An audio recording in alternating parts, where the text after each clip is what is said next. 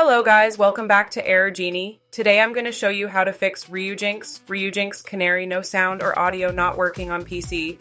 Alright, let's fix it step by step. First, check your system sound settings. Go to the Windows search bar, type settings, then go to system/sound. Make sure your master volume is up and not muted. Now scroll down and open Advanced Sound Options, App Volume, and Device Preferences. Find Ryujinx and make sure it's using the correct output device. If you're not sure, just click Reset to restore default audio settings. Now reopen Ryujinx and test again. Next, check Emulator audio settings. Open Ryujinx, go to Options while settings when audio, and set volume to 100%.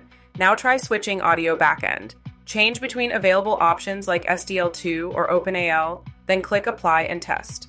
I recommend SDL2 for best compatibility. If the issue started after an update, try this fix. Go to File, open Ryujinx folder, then close the emulator.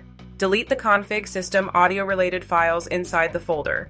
Now reopen Ryujinx, reselect your game directory, and launch the game again.